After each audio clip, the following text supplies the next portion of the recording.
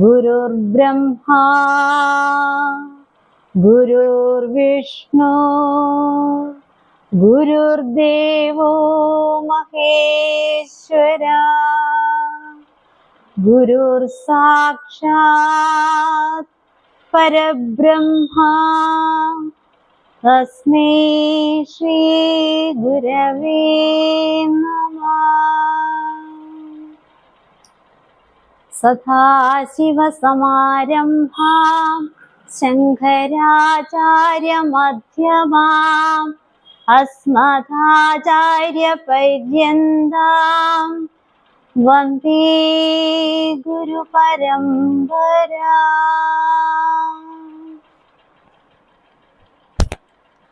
എല്ലാവർക്കും നമസ്തേ. എൻ്റെ പേര് ഇനി പ്രത്യേകിച്ച് പരിചയപ്പെടുത്തുണ്ടല്ലോ. ശ്രീനാരായണ ധർമ്മപരിപാലന യോഗം ശാഖ നമ്പർ 26 മറിയപ്പള്ളി ശാഖയിലെ ശ്രീനാരായണീയര്. ഇത് ശാഖായോഗം president Aniyachan 60, secretary Sainju T Kanjirappally, vice president Pramod Pranav, വനിതാ സംഘം president Priyadevi Aswathi, secretary Beena Jayan, vice president Shobhana Viswanathan, youth movement president Vishnu Subhash, secretary Vishnu Balan, vice president Rajesh, joint secretary Abhijith. പിന്നെ ഇവിടെ കൂടിയിരിക്കുന്ന എല്ലാ ശ്രീനാരായണ ഭക്തർക്കും എൻ്റെ നമസ്തേ.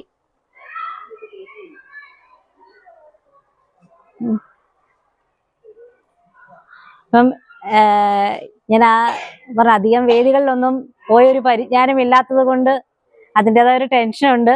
പിന്നെ നിങ്ങൾക്കൊക്കെ ഒരുപാട് ഭാഷണങ്ങളൊക്കെ കേട്ട് നല്ല അറിവുള്ളവരാണ് മറിയപ്പള്ളിയിലുള്ള ശ്രീനാരായണ ഭക്തർ എന്ന് എനിക്കറിയാം.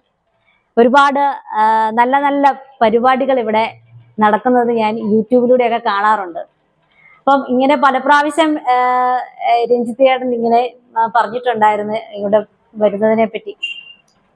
ഇപ്പൊ ശ്രീനാരായണ ധർമ്മപഠന കേന്ദ്രത്തിലൊരു പഠിതാവായി വരാൻ ഭാഗ്യം സിദ്ധിച്ചത് കൊണ്ടാണ് ഇങ്ങനെയുള്ള സത്സംഗങ്ങളിലൊക്കെ നമുക്ക് പങ്കെടുക്കാൻ സാധിച്ചത്. അതിന് നല്ലൊരു പിന്തുണ ഇവിടുത്തെ നിങ്ങളുടെ എല്ലാം പ്രിയങ്കരനായ ഞങ്ങളുടെയും പ്രിയങ്കരനായ നമ്മുടെ രഞ്ജിത്ത് ചേട്ടന്റെ ഭാഗത്തു നിന്നും ഉണ്ടായിട്ടുണ്ട്. ഇവിടെ വന്നപ്പോൾ എനിക്ക് ഒരുപാട് സന്തോഷം തോന്നി. പ്രാർത്ഥന നടക്കുന്ന സമയമായിരുന്നു. ഒരുപാട് അമ്മമാരും ചേച്ചിമാരും ഒക്കെ ഉണ്ട്. അതോടൊപ്പം ഭയങ്കരമായിട്ട് സന്തോഷം തോന്നിയത് ഒരു കുറച്ച് ചേട്ടന്മാരും അച്ഛന്മാരും ഒക്കെ ആ കൂടെ ഇരുന്ന് കൃതി ആലപിക്കുന്നത് കണ്ടപ്പോഴാണ്. പല സ്ഥലങ്ങളിലും ചെല്ലുമ്പോൾ നമുക്ക് ഇങ്ങനെ ഒരു സൗഭാഗ്യം സിദ്ധിക്കാറില്ല. ആ പെണ്ണുങ്ങളുടെ മാത്രം ഒരു ഒരു എന്താ പറയുക, അവരുടെ മാത്രം ഒരു അവകാശമാണ് പ്രാർത്ഥന. ഞങ്ങൾക്ക് മേൽനോട്ടങ്ങളൊക്കെ വഹിച്ചാൽ മതി, ഞങ്ങളുടെ ഒരു ഇതിൽ പെടുന്നതല്ല എന്നുള്ളൊരു രീതിയിലാണ് പല അച്ഛന്മാരും ചേട്ടന്മാരും ഒക്കെ ഇങ്ങനെയുള്ള സദസ്സിലൊക്കെ വരുമ്പോഴത്തേക്കിനും. അതിൽ നിന്ന് വ്യത്യസ്തമായിട്ട് കുറച്ച് അച്ഛന്മാരൊക്കെ ഇങ്ങനെ പ്രാർത്ഥിക്കുന്ന കണ്ടപ്പോൾ വളരെയധികം സന്തോഷം. പിന്നെ ഈ ദർശന സംഘമൊക്കെ നടത്തി ഇവിടെ മനോജ് മാവുങ്ങളെ പോലുള്ള വലിയ വലിയ പ്രഭാഷകരൊക്കെ വന്ന് നിറഞ്ഞ് പോയ വേദിയാണ്. സന്ധ്യ വിജയകുമാർ, അങ്ങനെ ദിനു സന്തോഷ്. അപ്പം അവരുടെയൊക്കെ ഒരു ചുവട് പറ്റി ഞാനും ഈ മണ്ണിൽ ഇങ്ങനെ വന്നാൽ ഭാഗ്യം ഭഗവാൻ തന്നിരിക്കുകയാണ്. അപ്പോൾ എൻ്റെ എളിയ അറിവിൽ നിന്നുകൊണ്ട് കുറച്ച് കാര്യങ്ങൾ. ഇത് മാസച്ചതയമാണ് അല്ലേ, ഭഗവാന്റെ തിരുജയന്തി. ഒരു കാലഘട്ടത്തിൽ നമ്മൾ വർഷത്തിലൊന്നൊക്കെ ആചരിച്ചു കൊണ്ടിരുന്നതിൽ നിന്ന് വളരെ മുന്നോട്ട് നമ്മുടെ ഗുരുവിന്റെ ദർശനം നമ്മുടെയൊക്കെ ഉള്ളിലെത്തി എന്നതിൻ്റെ ഒരു തെളിവാണ് വളരെ ഭംഗിയായിട്ട് എല്ലാ മാസവും കുടുംബസമേതമൊക്കെ വന്നിരുന്ന് നമുക്കിങ്ങനെ മാസച്ചതയം ആചരിക്കാൻ, ആഘോഷത്തിൽ നിന്നും ഒരു ആചരണത്തിലേക്ക് മാറാൻ നമുക്ക് സാധിച്ചത്. അതുകൊണ്ട് ഈ കാലഘട്ടത്തിലും ഇങ്ങനെയൊക്കെ ആചരിക്കുമ്പോഴും ഭഗവാൻ ശ്രീനാരായണ ഗുരു എന്ന് നമ്മൾ പറയുമ്പോൾ ചിലരുടെയൊക്കെ ഉള്ളിൽ ഭഗവാനോ അല്ലെങ്കിൽ ശ്രീനാരായണ ഗുരു ദൈവമോ എന്നൊക്കെ ചോദിക്കുന്ന ആളുകളും നമ്മുടെ ഇടയിലുണ്ട് അല്ലേ. നമുക്ക് അവരെ ഒന്നും കുറ്റം പറയാൻ പറ്റത്തില്ല. കാരണം അവർക്കറിയില്ല ഗുരുവിനെ. ഗുരു ആരാണെന്ന് അറിയണമെങ്കിൽ ഗുരുവിന്റെ ദർശനം അറിഞ്ഞ് അടിസ്ഥാനമിട്ട് നമ്മൾ പഠിച്ച് ജീവിക്കണം അല്ലേ.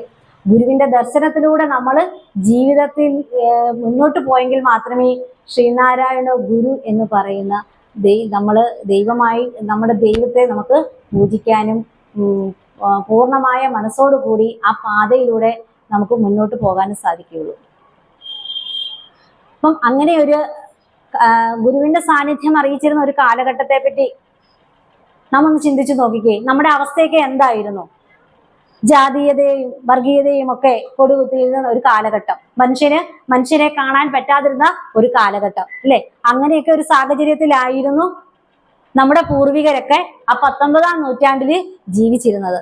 അവിടെ നിന്ന് നാം ഇന്ന് അനുഭവിക്കുന്ന എല്ലാ സൗഭാഗ്യങ്ങളിലും എത്തിപ്പെട്ടത് ഭഗവാൻ ശ്രീനാരായണ ഗുരുദേവ തൃപ്പാദങ്ങളുടെ ആ അനുഗ്രഹം, ആ സാന്നിധ്യം ഒന്നുകൊണ്ടാണ്. ഈ ഭാരത മണ്ണില് ഭഗവാൻ ശ്രീനാരായണ ഗുരുദേവൻ സാന്നിധ്യം അറിയിക്കുന്നതിന് മുമ്പ് ഒരുപാട് ഋഷീശ്വരന്മാരുണ്ടായിരുന്നു അല്ലേ?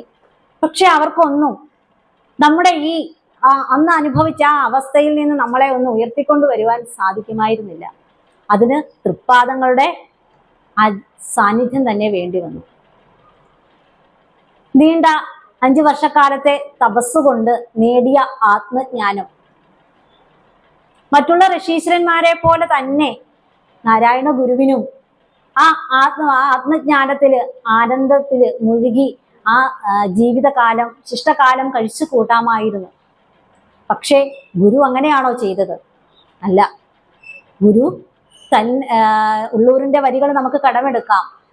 തന്നാൽ കരേറിടേണ്ടവരൊക്കെ താഴത്ത് പാഴ്ചേറ്റിനമർന്നിരിക്കെ താൻ ഒറ്റയ്ക്ക് ബ്രഹ്മപദം കൊതിക്കുന്ന പോതിരിക്കേണ്ടത് ചാരിതാർത്ഥ്യം എന്ന് പറഞ്ഞു. ആ ഒരു അവസ്ഥയില് ആ പാഴ്ചേറ്റിൽ കടന്ന് നമ്മുടെ ആ പൂർവികരെ കൈപിടിച്ചുയർത്തുവാൻ തനിക്ക് കിട്ടിയ ആ തപസ് കൊണ്ട് താൻ നേടിയ ആ ബ്രഹ്മജ്ഞാനം നമ്മളിലേക്ക് ഗുരു പ്രവഹിച്ചു തരികയായിരുന്നു ചെയ്തേ അല്ലെ? അതിനാണ് ആ മരുന്ന് മലയുടെ മുകളിൽ നിന്നും താഴേക്ക് ഈ പാഴ്ചേറ്റിലേക്ക് നമ്മളെ പോലെയുള്ള അശരണരുടെ ഇടയിലേക്ക് നാരായണ ഗുരു കടന്നു വന്നത്. തനിക്ക് ലഭിച്ച ആ ആത്മസാക്ഷാത്കാരം എന്തായിരുന്നു എന്ന് ഗുരു തന്റെ ഗുരുദേവ കൃതികളിലൂടെയൊക്കെ നമുക്ക് വളരെ വ്യക്തമായിട്ട് മനസ്സിലാക്കി തരുന്നുണ്ട്. ഇന്ന് നമ്മൾ എല്ലാ ഗൃഹങ്ങളിലും കൃതികൾ പാരായണം ചെയ്യുന്നുണ്ട്. ഒരു കാലഘട്ടത്തില് വളരെ നമുക്കറിയാൻ മേലായിരുന്നു എങ്ങനെയാണ് കൃതി ആലപിക്കേണ്ടതെന്ന്, അക്ഷരശുദ്ധിയോടുകൂടി ജപിക്കുന്നത് എങ്ങനെയാണ്, പ്രാർത്ഥിക്കേണ്ടത് എങ്ങനെയാണ്, ഇതൊന്നും അറിയാൻ മേലാത്തൊരു പൂർവ്വകാലം നമ്മുടെ തലമുറയ്ക്കൊക്കെ ഉണ്ടായിരുന്നു. അവിടെ നിന്ന് നമുക്കൊക്കെ ഇന്ന് ഈ അനുഭവിക്കുന്ന ഈ സൗഭാഗ്യങ്ങളിലേക്കൊക്കെ എത്തിപ്പെടാൻ സാധിച്ചത് നാരായണ ഗുരുവിന്റെ കടന്നുവരവ് കൊണ്ടാണ്. ആ ഗുരുവിനെ ദൈവമായി പൂജിക്കാതെ പിന്നെ ആരായിട്ടാണ് നമ്മൾ കാണേണ്ടത്? സാമൂഹിക പരിഷ്കർത്താവായി കാണുന്ന ഒരു പറ്റം ആളുകളുണ്ട് നമ്മുടെ ഇടയിൽ. നവോത്ഥാന നായകനായി കാണുന്ന ആളുകളുമുണ്ട്, കവിയായിട്ട് കാണുന്ന ആളുകളുമുണ്ട്. അതൊക്കെ ശരിയാണ്. പക്ഷെ അവിടം കൊണ്ട് ഗുരു തീരുന്നില്ല. അതിനും അപ്പുറത്തേക്കാണ് ഗുരു എന്ന് അറിയണമെങ്കിൽ നമ്മൾ വീണ്ടും വീണ്ടും ബഹുദൂരം യാത്ര ചെയ്യണം. ഒരു സത്യാന്വേഷി എന്തായിരിക്കണം, എങ്ങനെയായിരിക്കണം, ഈ സത്യത്തിൽ എങ്ങനെയാണ് കണ്ടെത്തേണ്ടതെന്ന് അനുഭവിച്ച് നമുക്ക് കാണിച്ചു തന്ന, ജീവിച്ച് കാണിച്ചു തന്ന ഋഷീശ്വരനാണ് ഭഗവാൻ ശ്രീനാരായണ ഗുരുദേവ തൃപ്പാദങ്ങൾ.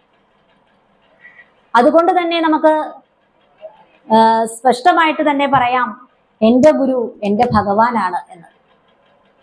ഭഗവാനെ മുറുകെ പിടിക്കുന്നവർക്ക്, ഗുരുവിനെ മുറുകെ പിടിക്കുന്നവർക്ക് ഒരിക്കലും ഒരു അല്ലലും അലച്ചിലും ഉണ്ടാകില്ല എന്ന് വിശ്വസിച്ച് പ്രാർത്ഥിച്ച അനുഭവമുള്ള ഒരുപാട് ആളുകൾ ഈ കൂട്ടത്തിലുണ്ട് അല്ലെ? എല്ലാവരും തന്നെ അങ്ങനെയുള്ളവരാണ്. ഗുരുവിന്റെ ഒരു ആചാര്യന്റെ ലക്ഷണമുണ്ട്. ആചിനോദീജ ശാസ്ത്രാർത്ഥം ആചാര്യ സ്ഥാപയത്യവി സ്വയം ആചരതേ ആചാര്യ പ്രകൃതിധ എന്നാ പറയുന്നത്. എന്ന് വെച്ചാൽ ആചാര്യത്തിൽ കൊണ്ടുവരികയും അത് അനുഭവിക്കുകയും മറ്റുള്ളവർക്ക് പകർന്നു കൊടുക്കുകയും ചെയ്യുന്ന ആണ് ആചാര്യൻ. നാരായണ ഗുരു അങ്ങനെ തന്നെ ചെയ്ത ഒരു മഹത് ഋഷീശ്വരനാണ്. ആ ഗുരു നമുക്കായി നൽകിയിരിക്കുന്ന ഒരുപാട് കൃതികളുണ്ട് അല്ലെ? നമ്മളെല്ലാം നിത്യം പാരായണം ചെയ്യുന്ന കൃതികളുണ്ട്. എന്താണ്? സ്തോത്ര കൃതികള്, പ്രബോധനാത്മക കൃതികള്, ദാർശനിക കൃതികള്, അങ്ങനെ ഒരുപാട് കൃതികളുണ്ട്. അതിലൂടെയൊക്കെ നമ്മൾ കടന്നു പോകുമ്പോൾ നമുക്ക് മനസ്സിലാവും ഗുരു പറഞ്ഞു തന്നിരിക്കുന്നതൊക്കെയാണ് നൂറ്റാണ്ടുകൾക്ക് മുമ്പ് ഋഷീശ്വരന്മാര് ഇതിഹാസത്തിലൂടെയും ഭഗവത്ഗീതയിലൂടെയും ഒക്കെ പകർന്നു വെച്ചിരിക്കുന്നതെന്ന്. അതിനെയൊക്കെ ഒരു കാപ്സൂൾ പരുവത്തിലാക്കി ഗുരുദേവ കൃതിയിലൂടെ നമുക്ക് വളരെ ഭംഗിയായിട്ട് ഗുരു പറഞ്ഞു തന്നിരിക്കുകയാണ്. എങ്ങനെയാണ് നാം ജീവിക്കേണ്ടതെന്ന്, എങ്ങനെയാണ് നാം നമ്മുടെ മക്കളെ വളർത്തേണ്ടതെന്ന്, നമ്മുടെ കുടുംബത്തെ എങ്ങനെയാണ് നോക്കേണ്ടതെന്ന്, അങ്ങനെ എന്ന് വേണ്ട സകല കാര്യങ്ങളും ഗുരു നമുക്ക് പറഞ്ഞു തന്നിട്ടുണ്ട്. ഒരു കുഞ്ഞിനെ ജന്മം കൊടുക്കുന്ന ഒരു വിവാഹ ജീവിതത്തിലേക്ക് കടക്കേണ്ടത് എങ്ങനെയാണ്, അതുപോലെ ഒരു കുഞ്ഞിന് ജന്മം കൊടുക്കേണ്ടത് എങ്ങനെയാണ്, ആ കുഞ്ഞുങ്ങളെ എങ്ങനെയാണ് നാം വളർത്തിയെടുക്കേണ്ടത്, അങ്ങനെയുള്ള നമ്മുടെ ജീവിതം എങ്ങനെ പോകണമെന്ന് വളരെ ഭംഗിയായിട്ട് ഗുരു നമുക്ക് ശ്രീനാരായണ ധർമ്മത്തിൽ പറഞ്ഞു തരുന്നുണ്ട്. ഗുരുദേവ കൃതി എടുത്താലും നമുക്കറിയാം, ആദ്യം സ്തോത്രകൃതികളാണ് അല്ലെ. ഒരു ഭക്തൻ ആദ്യം ചെയ്യുന്നത് എന്താ, ഒരു പ്രാർത്ഥനയിലൂടെയാണ് നമ്മുടെ ജീവിതത്തെ നാം ആദ്യം തന്നെ ഭക്തിയിലേക്ക് നമ്മൾ എത്തിപ്പെടുന്നത്. ആ പ്രാർത്ഥനയാണ് സ്തോത്രകൃതികളിലൂടെ എങ്ങനെയാണ് പ്രാർത്ഥിക്കേണ്ടതെന്നും ആ പ്രാർത്ഥന എങ്ങനെയുള്ളതായിരിക്കണം എന്നും ഒക്കെ സ്തോത്രകൃതികളിലൂടെ ഗുരു നമുക്ക് പറഞ്ഞു തരുന്നുണ്ട്. അതിനുശേഷം പിന്നെ ഒരു കുഞ്ഞ് വളരുന്ന പോലെയാണ് നമുക്ക് ഭക്തിയുടെ ആ തലത്തിലൂടെ നമ്മളെ ഗുരു വഴി നടത്തിക്കൊണ്ട് പോകുന്നത്. ചിന്തിച്ചു നോക്കിയേ, സ്തോത്രകൃതി കഴിഞ്ഞാൽ അടുത്തത് വരുന്ന എന്താണ്, പ്രബോധനാത്മക കൃതികളാണ് അല്ലെ. ആ പ്രബോധനാത്മക കൃതികളിൽ എന്താണ് ഗുരു പറയുന്നത്, നാം എങ്ങനെയാണ് മറ്റുള്ളവരിൽ പെരുമാറേണ്ടത്, എങ്ങനെയാണ് ജീവിക്കേണ്ടതെന്ന്. ഒരു അനുകമ്പാദശകം എന്ന പ്രാർത്ഥനയിൽ എന്താണ് പറയുന്നത്, പ്രബോധനാത്മക കൃതിയാണ്. അതിനകത്ത് എന്താ പറയുന്നത്, ഒരു പീഡയെറുമ്പിനും വരുത്തരുത് എന്നുള്ള അനുകമ്പയും സദാ, അല്ലെ. ഒരു പീഡ എറുമ്പിന് പോലും വരുത്തരുതെന്നാ പറയുന്നത്. ആരോടാ പ്രാർത്ഥിക്കുന്നത്, കരുണാകര എന്റെ ഉള്ളിൽ അങ്ങനെ തോന്നിയണമെന്ന പ്രാർത്ഥന. നിങ്ങൾക്കെല്ലാം ആ പ്രാർത്ഥന അറിയാം, അതുകൊണ്ട് അത്രയും അത് ഞാൻ ഷോർട്ട് ആക്കിയത് അല്ലേ. ഒരു പീഡ എറുമ്പിന് പോലും വരുത്തരുതെന്ന്. അപ്പൊ നമ്മൾ എങ്ങനെയാണ് ജീവിക്കേണ്ടത്, മറ്റുള്ളവർക്ക് ദോഷം വരുത്താത്ത രീതിയിൽ വേണം നാം ജീവിക്കാൻ. നമ്മുടെ ജീവിതത്തെ അങ്ങനെ വേണം കൊണ്ടുപോകാൻ. നമ്മൾ അങ്ങനെ ജീവിച്ചാലേ ഉള്ളൂ നമ്മുടെ വരുന്ന തലമുറയെ നമുക്ക് ആ വഴിയിലേക്ക് കൊണ്ടുവരാൻ സാധിക്കുകയുള്ളൂ. അത് കഴിഞ്ഞിട്ട് ഗുരു പറയുന്നുണ്ട്, അരുള്, അൻപ്, അനുകമ്പ അല്ലെ. ആ തലത്തിലൂടെ വേണം നാം മുന്നോട്ട് പോകാൻ. നമ്മുടെ ഉള്ളില് അരുളായിട്ട് ഈശ്വരൻ വരുമ്പോൾ അത് അൻപായിട്ട് അത് മറ്റുള്ളവരിലേക്ക് പ്രവഹിച്ചു നമ്മൾ കൊടുക്കണം. അത് അനുകമ്പയായിട്ട് അവര് അത് സ്വീകരിക്കും അല്ലെ. അരുളും അൻപും അനുകമ്പയും ഉണ്ടെങ്കിൽ മാത്രമേ ഒരു നല്ല മനുഷ്യനായിട്ട് നമുക്ക് ഈ ഭൂമിയിൽ ജീവിക്കാൻ സാധിക്കുകയുള്ളൂ. അത് കഴിഞ്ഞ് പിന്നെ മുന്നോട്ട് പോയി കഴിഞ്ഞാൽ ദാർശനിക കൃതിയാണ്. ഇവിടെ ആത്മോപദേശ ശതകം എന്ന പ്രാർത്ഥന, 100 ശ്ലോകങ്ങളുള്ള പ്രാർത്ഥന എല്ലാവർക്കും അറിയാം അല്ലെ. ആ പ്രാർത്ഥനയിൽ എന്താണ്, ആദ്യത്തെ വരി തന്നെ എന്താ, അറിവിലും ഏറി അറിഞ്ഞിടുന്നവൻ തന്നുരുവിലും ഒത്തു പുറത്തു മുജ്ജ്വലിക്കും കരുവിന് അല്ലെ. അറിവിലും ഏറി അറിവ്, നമുക്കെല്ലാം ഉണ്ട് അറിവ് അല്ലെ. ഇന്നത്തെ ഇവിടെ ഇരിക്കുന്ന ഏതെങ്കിലും അമ്മമാർക്കോ സഹോദരങ്ങൾക്കോ സഹോദരിമാർക്കോ അറിവില്ലാത്തവരാണോ? എല്ലാവർക്കും അറിവുണ്ട്. നമ്മുടെ കുഞ്ഞു മക്കൾക്ക് അറിവില്ലേ? എല്ലാവർക്കും അറിവുണ്ട്. പക്ഷേ ആ ഏറിയ അറിവ് നമുക്കുണ്ടോ? ആ ഏറിയ അറിവ് എന്താണ്? അതാണ് തിരിച്ചറിവ്.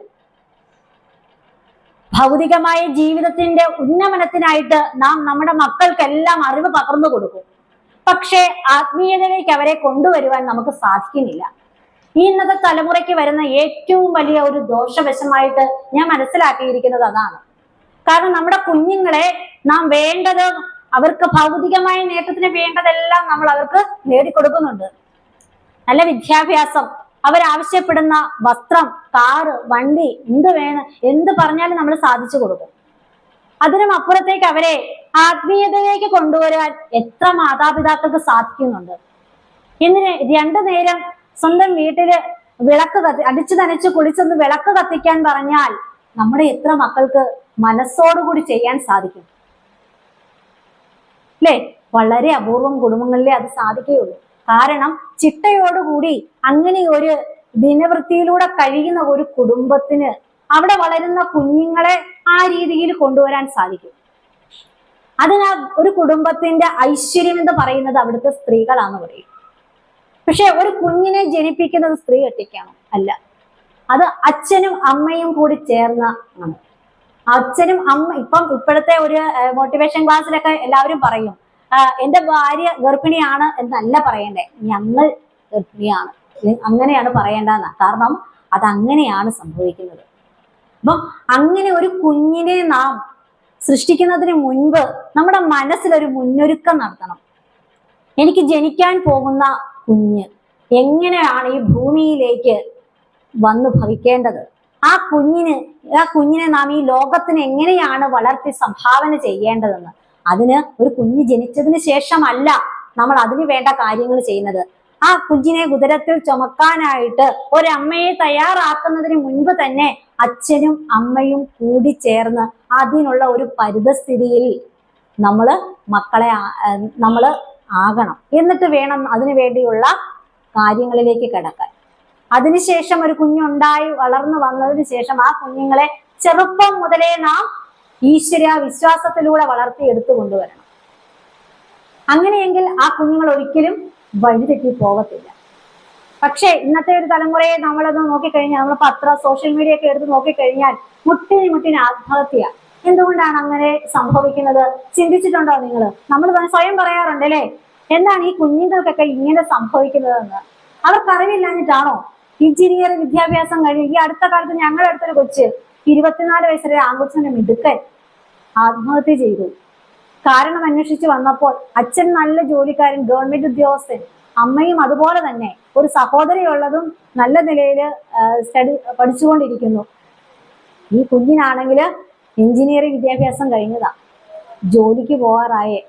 ആ കുഞ്ഞ് ആത്മഹത്യ ചെയ്തു. ആർക്കും കാര്യം അറിയത്തില്ല. അന്വേഷിച്ച് വന്നപ്പോഴെന്താ, പ്രേമനിരാശി. ഓർത്തു നോക്കിയേ, 24 വയസ്സ് വരെ നല്ല ആ കുഞ്ഞിന്റെ മുഖം കണ്ടു കഴിഞ്ഞാൽ, ഫോട്ടോ കണ്ടു കഴിഞ്ഞാൽ നമുക്ക് അതിന്റെ മുഖത്ത് നിന്ന് കണ്ണെടുക്കാൻ തോന്നില്ല, അത്രയും ശോഭയുള്ള കുഞ്ഞ്.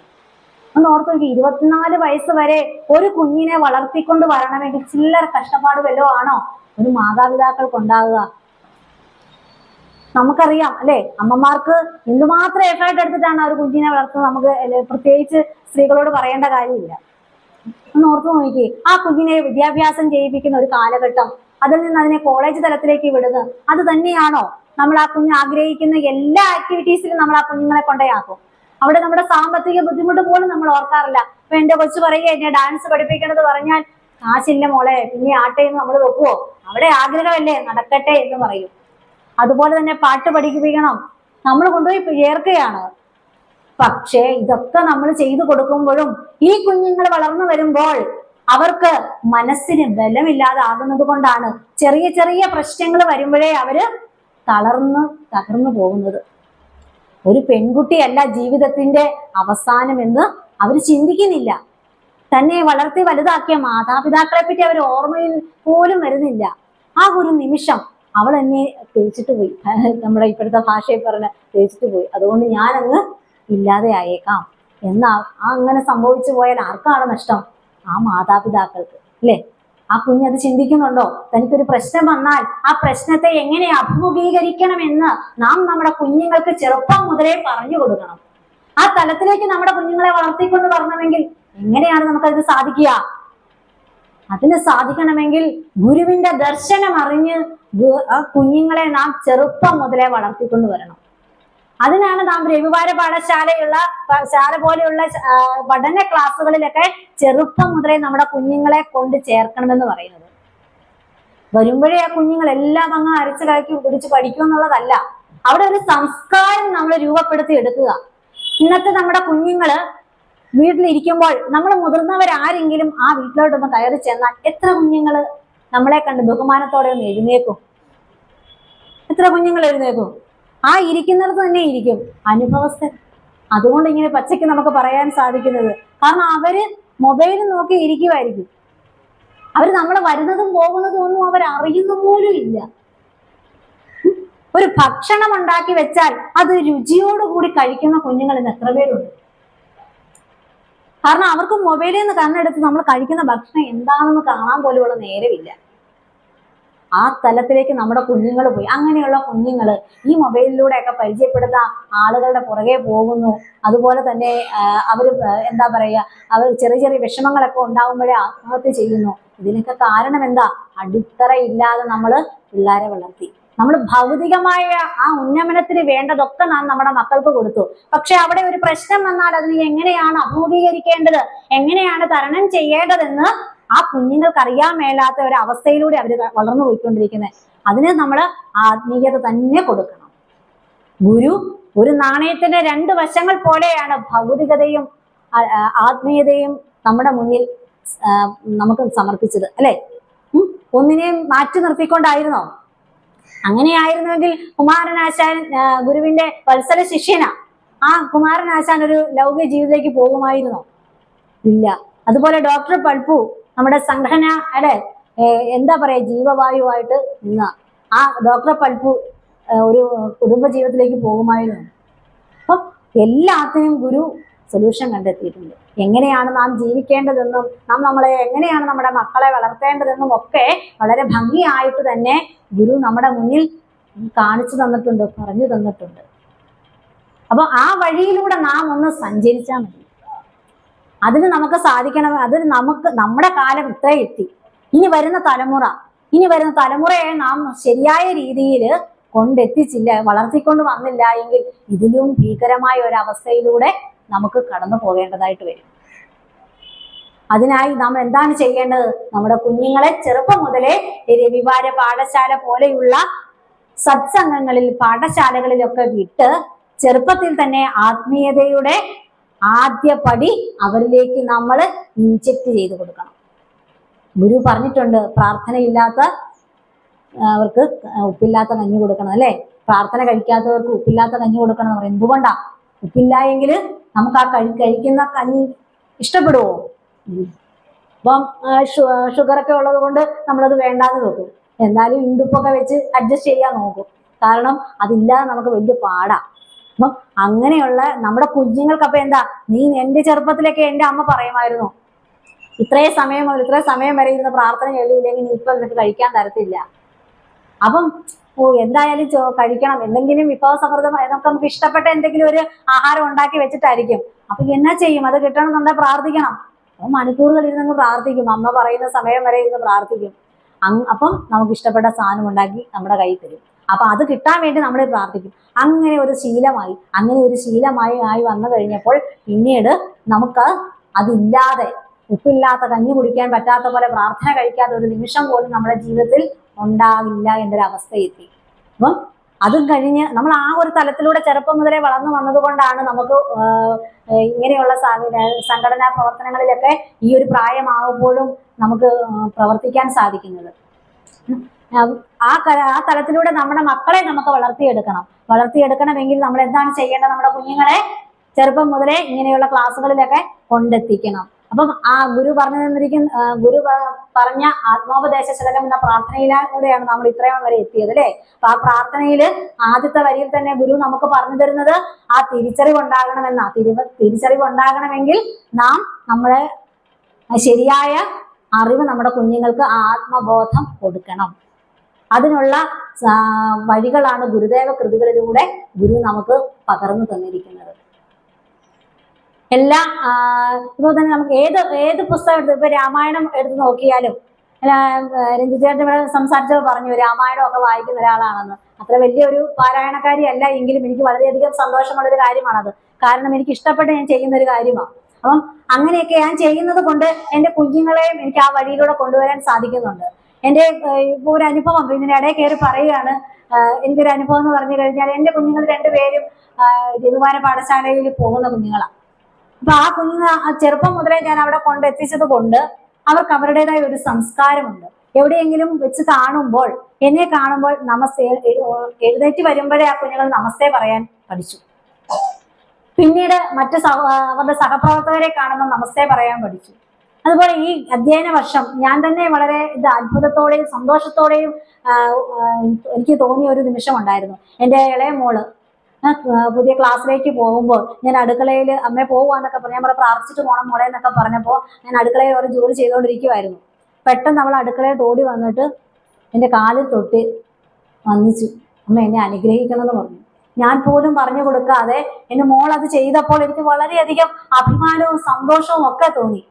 കാരണം അതൊരു സംസ്കാരമാണ്. അത് ആ കുഞ്ഞുങ്ങൾക്ക് നമ്മൾ പോലും അത് അറിയാതെ അവരിലേക്ക് എത്തിപ്പെട്ട ഒരു സംസ്കാരമാണ്. അത് ആ ചെറുപ്പം മുതലേ നമ്മൾ ഇങ്ങനെയുള്ള സത്സംഗങ്ങളിലൊക്കെ കൊണ്ടുപോയി ഒരുപാട് ഭാഷണങ്ങളും നല്ല നല്ല ആളുകളുടെ ക്ലാസ്സുകളും ഒക്കെ കേൾക്കുന്നതിന്റെ ഒരു ഗുണമാണ്.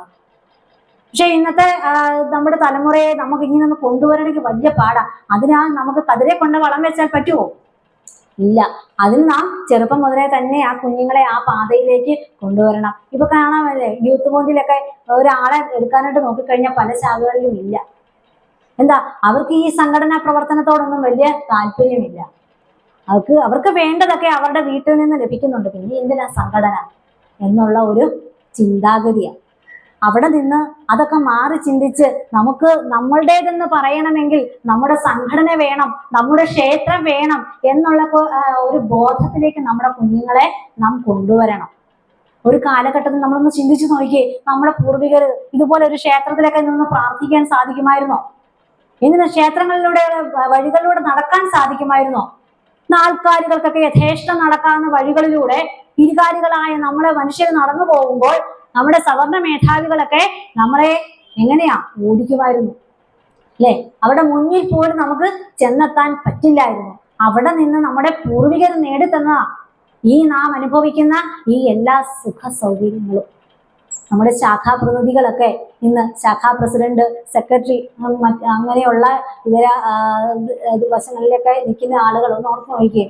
അവരൊക്കെ ഇന്ന് ഒരു ശാഖയുടെ കീഴിൽ ഒരു കസേര വലിച്ചിട്ട് അവർക്ക് പറയാം, ഞാൻ ഇവിടുത്തെ പ്രസിഡന്റ് ആണ്, സെക്രട്ടറി ആണ്, അല്ലെങ്കിൽ നമുക്ക് അത് നമ്മുടെ പ്രസിഡന്റ് ആണ്, സെക്രട്ടറി ആണെന്നൊക്കെ. പക്ഷേ നമ്മുടെ പൂർവികര് ഇങ്ങനെ ഒരു സംഘടന ഉണ്ടാക്കി ഈ ഒരു നിലയിൽ എത്തിക്കുന്നതിന് വേണ്ടി എന്തുമാത്രം കഷ്ടപ്പെട്ടിട്ടുണ്ട്. നമ്മുടെ ശ്രീനാരായണ ഗുരുദേവ തൃപ്പാദങ്ങള് തിരികൊളുത്തി തന്ന ഈ സംഘടന ശ്രീനാരായണ ധർമ്മ പഠന ശ്രീനാരായണ ധർമ്മ പരിപാലന യോഗം നോർത്തു നോക്കി. ആ സംഘടന ഇന്ന് ഈ നിലയിൽ ഈ ഒരു വൻ വൃക്ഷമായിട്ട് വടവൃക്ഷമായിട്ട് ഇങ്ങനെ നിറഞ്ഞു നിൽക്കുന്നത് ഭഗവാന്റെ കൈയൊപ്പ് പതിച്ചതുകൊണ്ടാണ്, ഭഗവാന്റെ കൈയാൽ തിരിതെളിക്കപ്പെട്ടത് കൊണ്ടാണ്. ആ സംഘടനയെ ഇതിനും ഭംഗിയായിട്ട് നാൾക്കുനാൾ ഉയർത്തിക്കൊണ്ട് വരേണ്ടത് നമ്മുടെ വരുന്ന തലമുറകളാണ് അല്ലെ? നമ്മുടെ കാലം ഇങ്ങനെ അങ്ങ് കഴിഞ്ഞു പോകും. അത് കഴിയുമ്പോൾ ഇതിനെ ഉയർത്തിക്കൊണ്ട് പരിപാലിച്ചു കൊണ്ട് പോകേണ്ടത് ഈ സംഘടനയിലെ നമ്മുടെ വരുന്ന മക്കളൊക്കെയാണ്. അപ്പം അങ്ങനെ അവരെയൊക്കെ ഇതിലേക്ക് എത്തിച്ചു കൊണ്ടുവരണമെങ്കിൽ നാം എന്താണ് ചെയ്യേണ്ടത്? ചെറുപ്പം മുതലേ അവരെ സംഘടനാ ബോധമുള്ളവരാക്കി സംഘടനയോട് ചേർന്ന് നിന്ന് ജീവിക്കാൻ പഠിപ്പിക്കണം. അതിന് നമുക്ക് സാധിക്കണം. അതിന് സാധിക്കണമെങ്കിൽ ആദ്യം നമുക്കൊരു മാറ്റം ഉണ്ടാകണം അല്ലേ? നമ്മളിലൊരു മാറ്റം ഉണ്ടാവും, ഒരു പരിവർത്തനം നമുക്കുണ്ടാവണം. പല ആളുകൾക്കും അതില്ലാതെ പോകുന്നത് കൊണ്ടാണ് നമ്മുടെ കുടുംബത്തെ വേണ്ട വിധത്തിൽ നമുക്ക് ഈ രീതിയിലേക്ക് കൊണ്ടുവരാൻ സാധിക്കാതിരുന്നത്. എനിക്കറിയാം, ഞങ്ങളുടെ എൻ്റെ അനുഭവങ്ങൾ കൂടുതൽ പറയുകയാണെന്ന് വിചാരിക്കരുത്. കാരണം നമുക്കത് എടുത്തു പറയേണ്ട പല കാര്യങ്ങളാണ്. നമ്മുടെ ഒരു അയൽവാസി, അവർക്ക് അവിടുത്തെ അമ്മയ്ക്കൊരു കൊച്ചുമകള്, അവർക്ക് ഭയങ്കര ഇഷ്ടമാണ്. അവരുടെ മകന്റെ ഭാര്യയ്ക്ക് ഇങ്ങനെയുള്ള കാര്യങ്ങളൊക്കെ ഭയങ്കര ഇഷ്ടമാണ്. പക്ഷെ അവിടുത്തെ ആ വല്യമ്മയ്ക്ക് ഇങ്ങനെ ഗുരുവിന്റെ കാര്യങ്ങൾ പഠിക്കുന്നതിന്റെ അകത്തോ ഇങ്ങനെ ക്ഷേത്രങ്ങളിൽ പോകുന്നതിന്റെ അകത്തോ നമ്മുടെ SNDക്ക് പോകുന്ന അത് വലിയ താല്പര്യമില്ല. ഗുരുദേവ ക്ഷേത്രത്തിൽ പോകുന്നൊന്നും. ഒരിക്കല് ഇങ്ങനെ ഞാൻ ജൈവവാര പാഠശാല തുടങ്ങുന്നതിനെ പറ്റി അവരോട് ചെന്ന് പറഞ്ഞ്, അപ്പം എന്നോട് എന്നൊക്കെ പറഞ്ഞ് പറഞ്ഞൊക്കെ വിട്ടിട്ട് പിന്നീട് അത് ചെയ്തത് ഇവിടെ പറയുന്നത് ഞാൻ കേട്ടതാ, വേറെ പണിയൊന്നുമില്ല, അവിടെ പോയിട്ട് എന്നാ പഠിക്കാനായിട്ട്, ഇങ്ങനത്തെ വീട്ടിലെക്കാനും ഇരിക്കാൻ മതി. അങ്ങനെയാണോ ഒരു കൊച്ചിനോട് പറഞ്ഞു കൊടുക്കേണ്ടത്? അത് എന്തുകൊണ്ടാണ് അങ്ങനെ പറഞ്ഞു കൊടുക്കേണ്ടി വരുന്നത്? ആ അമ്മയ്ക്ക് ശരിയായ സംഘടനാ ബോധമില്ല. ഭഗവാൻ ശ്രീനാരായണ ഗുരു ആരാണെന്ന് അവർക്കറിയത്തില്ല. അതിന്റെ പോരായ്മയാ ആ അമ്മയുടെ വായിലൂടെ ആ കൊച്ചു കേൾക്കുന്നത്. എന്തുകൊണ്ടാണ് ആ കൊച്ചു ഞാൻ, പക്ഷെ എന്റെ അമ്മയ്ക്ക് ഒരു രോഗം ഉള്ളത് കൊണ്ട് നിരന്തരമായിട്ട് ക്ലാസ്സിൽ വിടുന്നുണ്ടായിരുന്നു. അങ്ങനെ വിട്ടത് കൊണ്ട് എന്ത് വേണ്ടി, ഇന്ന് ആ വീട്ടില് സന്ധ്യയ്ക്ക് വിളക്ക് വെച്ച് കഴിയുമ്പോൾ നാമം ജപിക്കുന്നത് ആ പ്രദേശവാസികൾക്കെല്ലാം കേൾക്കാം. അവള് വളരെ ഉച്ചത്തിൽ, വളരെ ഭംഗിയായിട്ട്, വളരെ അക്ഷരസ്ഫുടയോടുകൂടിയാണ് സന്ധ്യാനാമം ജപിക്കുന്നത്. അപ്പൊ അങ്ങനെയൊക്കെ ആ കുഞ്ഞ് വളർന്നു വരുമ്പോൾ ഒരിക്കലും മോശമായി പോയത് ചീത്ത ചിന്താഗതി നമുക്ക് ഉണ്ടാവും. ഈ ലോകത്ത് ഒരുപാടുണ്ട് നമുക്ക് പഠിക്കാൻ അല്ലേ? അതിനെ വേണ്ടതിനെ വേണ്ടാതിനെ തിരിച്ചറിഞ്ഞ് ആ കുഞ്ഞുങ്ങൾ എടുക്കാൻ പഠിക്കണം. നീതിസാരത്തിൽ ഒരു ശ്ലോകമുണ്ട്, അനന്തശാസ്ത്രം ബഹുവേദി ദ്രവ്യം അല്പശകാലേ ബഹുവശ്യ വിത്തഃ തത്സാരഭൂതം വാസുദേവ്യം ഹംസോ യഥാക്ഷി വാമ്പുവിഷം. ഹംസം എങ്ങനെയാണ് പാലും വെള്ളവും തിരിച്ചെടുക്കുന്നത്? ഹംസം എങ്ങനെ ആ പാല് മാത്രം, അതിന്റെ സത്ത് മാത്രം സേവിച്ചിട്ട് വെള്ളം അവിടെ മാറ്റി വെക്കും. അതുപോലെ നമുക്ക് വേണ്ടതിനെ നമുക്ക് എടുക്കാനായിട്ട് നമ്മുടെ കുഞ്ഞുങ്ങൾക്ക് പറ്റണം, നമുക്ക് പറ്റണം. ഇവിടെ ഈ ലോകത്ത് അനന്തശാസ്ത്രമായിട്ട് ഒരുപാട് കാര്യങ്ങൾ കിടക്കുന്നുണ്ട്. അതിന് വേണ്ടതിനെ മാത്രം സ്വീകരിക്കണം. ഹംസം എങ്ങനെയാണോ അതിനെ സത്തായ പാലിനെ സേവിക്കുന്നത്, അതുപോലെ നമുക്ക് ആ വേണ്ടതിനെ നമുക്ക് എടുക്കാനും നമ്മുടെ കുഞ്ഞുങ്ങൾക്ക് പകർന്നു കൊടുക്കാനും സാധിക്കണം. അതിന് നമുക്ക് ക്ഷണത്തിന്റെ മൂല്യം അവരെ പറഞ്ഞു പഠിപ്പിക്കണം. സംസ്കൃതത്തിൽ ഒരു ശ്ലോകമുണ്ട്, കിം ക്ഷണസ്യ കുതോ വിദ്യ, കിം കണസ്യ കുതോ ധനം, കിം വനസ്യ കുതോ സൗഖ്യം, കിം ദേവാനാം കുതോ ഗതിഹീന്ന്. അതായത് ക്ഷണത്തിന് മൂല്യം കൽപ്പിക്കാത്തവർക്ക് വിദ്യാഭ്യാസം ഉണ്ടാവുമോ? ഇല്ല. കാരണം നല്ല വിദ്യ ലഭിക്കണമെങ്കിൽ നിമിഷങ്ങൾക്ക് വില കൊടുക്കണം. ഇപ്പൊ നിമിഷങ്ങൾക്കൊക്കെ വില കൊടുത്ത ആളുകളായതുകൊണ്ടാണ് ഇവിടെ വന്ന് ഈ സദസ്സിൽ ഇങ്ങനെ വന്നിരുന്ന് നിങ്ങൾക്ക് എല്ലാവർക്കും ഈ ഒരു ഭാഷണം കേൾക്കുവാൻ സാധിക്കുന്നത്, അല്ലെ? ഒരുപാട് ജോലികളുള്ള അമ്മമാരാണ് ഇവിടെ ഇരിക്കുന്ന എല്ലാവരും. എന്നിട്ട് നിങ്ങൾ ആ സമയത്തെ മാറ്റിവെച്ച്, ആ കാര്യങ്ങളെ മാറ്റിവെച്ച് ഇതിന് മൂല്യം കൊടുത്തത് കൊണ്ടാണ് നിങ്ങൾക്ക് ഇവിടെ വന്നിരിക്കാനും ഈ സത്സംഗത്തിലൊക്കെ പങ്കെടുക്കാനും ഒക്കെ സാധിച്ചത്. അതുപോലെ നാം നമ്മുടെ മക്കൾക്ക് പറഞ്ഞു കൊടുക്കുമ്പോൾ ആ നിമിഷത്തിന്റെ ക്ഷണത്തിന്റെ മൂല്യം നാം നമ്മുടെ മക്കൾക്ക് പകർന്നു കൊടുക്കണം. അതുപോലെ നാം വീണ്ടും പറയണം, കണസ്യ പുരോ ധനം. ധനം ഉണ്ടാവണമെങ്കിൽ എങ്ങനെയാണ്?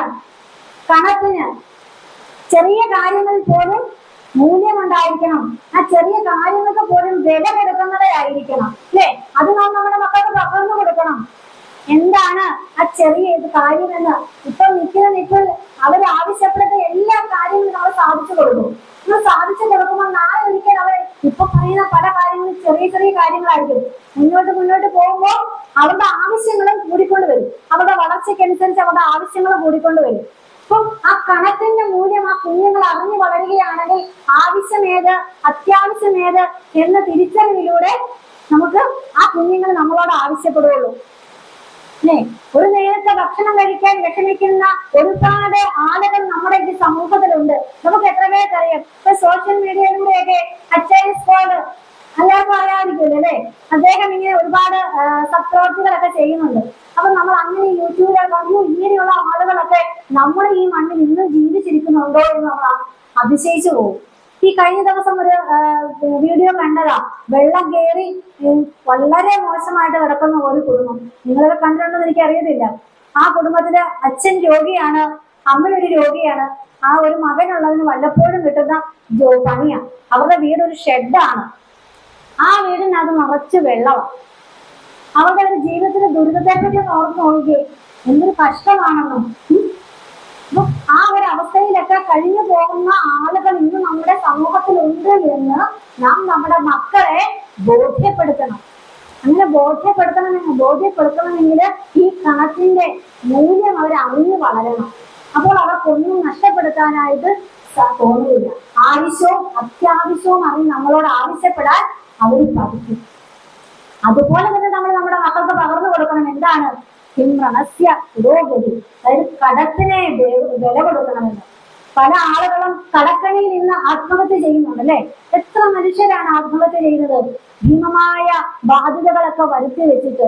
ഈ കഴിഞ്ഞ ഇടയില് പത്രത്തിലൊക്കെ വായിച്ച് ഒരു പയ്യൻ ഒരു വീട്ടിലുള്ള അമ്മയെയും അച്ഛനെയും, അച്ഛനല്ല അമ്മയെയും അനിയനെയും ഒക്കെ കൊലപ്പെടുത്തിയത്. ഇന്ന് ആശുപത്രിവാസത്തില് അദ്ദേഹം കഴിയുക. കാരണം എന്താ? അതിന് പണത്തിന്റെ ആവശ്യം വന്നതുകൊണ്ടാണ് ജീവന്റെ വില അറിയാതെ അവരെ മരണത്തിലേക്ക്, തന്നെ വളർത്തി വലുതാക്കിയ, താൻ ഓമനിച്ച് വളർത്തിയ തന്റെ കുഞ്ഞനിയനെ വരെ നിഷ്ഠൂരമായിട്ട് കൊല്ലാൻ ആ പയ്യന് തോന്നിയത്. അപ്പൊ തനിക്ക് തന്റെ വരവ് എന്താണ്, തന്റെ ചെലവ് എന്താണ്, ആ വരവിനെ ചെലവിനെ കണക്ട് ചെയ്ത് ജീവിക്കാൻ നമ്മുടെ കുഞ്ഞുങ്ങൾക്ക് ഇന്ന് അറിയത്തില്ല.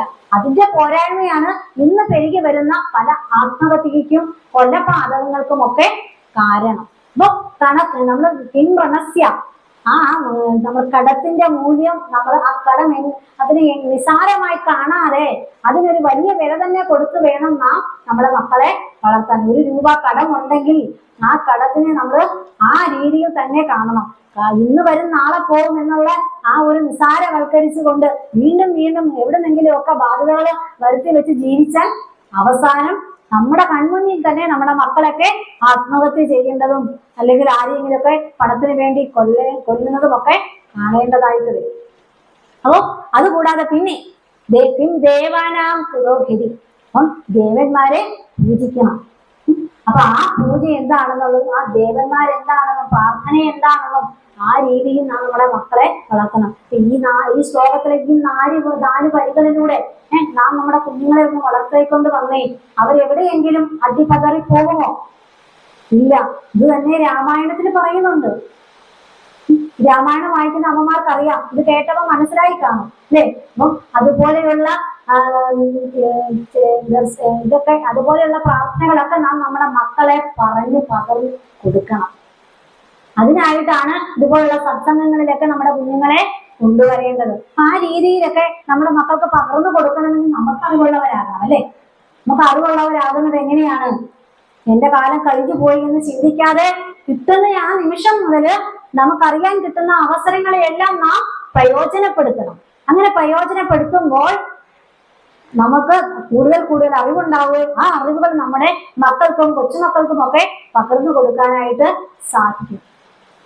രാമായണത്തില് തന്റെ മകൻ വനവാസത്തിന് പോകുമ്പോൾ സുമിത്രാദേവിയോട് അനുവാദം ചോദിക്കാനായിട്ട് ലക്ഷ്മണകുമാരി ചെല്ലുന്നുണ്ട്. രാമായണത്തിലെ ലക്ഷ്മണോപദേശത്തിൽ പറയുന്ന ഒരു ഭാഗമാണ്. വത്സാകുമാരാണി കേൾക്കണം മത്സരാജ്യം വെടിഞ്ഞിന്നുടെ വാക്കുകൾ എന്ന് ലക്ഷ്മണോപദേശത്തിന് ആദ്യത്തെ വരികളിലുണ്ട്. അവിടെ നിന്ന് കുറച്ച് പോന്നു കഴിയുമ്പോൾ ലക്ഷ്മണനോട് അമ്മ ഉപദേശിക്കുന്ന ഒരു ഭാഗമുണ്ട്. നീ രാമനെ ആരായിട്ട് കാണണം? രാമനെ അറിയാമല്ലോ, അച്ഛനായിട്ട്. എന്നെ ആരായിട്ട് കാണണം?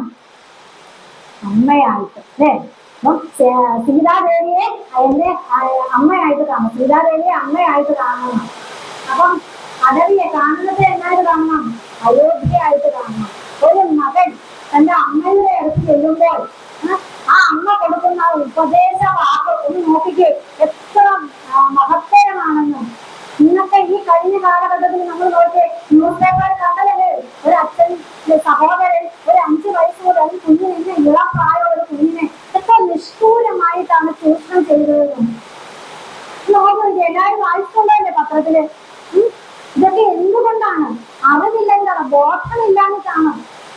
അവർക്ക് നികൃഷ്ടമായ ജീവിതത്തിലൂടെ കടന്നു പോകുന്നത്. ഇതൊക്കെ കേൾക്കുമ്പോൾ നമ്മുടെ ചന്ത തകരുകയല്ലേ? നമ്മുടെ കുഞ്ഞുങ്ങളെ അല്ലേ നമ്മൾ ഓർമ്മ വരുന്നത്? ഓരോന്നും വായിക്കുമ്പോൾ നമ്മൾ ഓർക്കുന്നുണ്ട്, ദൈവം എന്റെ കുഞ്ഞ് എവിടെയെങ്കിലും നമുക്ക് പോകാൻ തന്നെ പേടി വരിക അല്ലേ?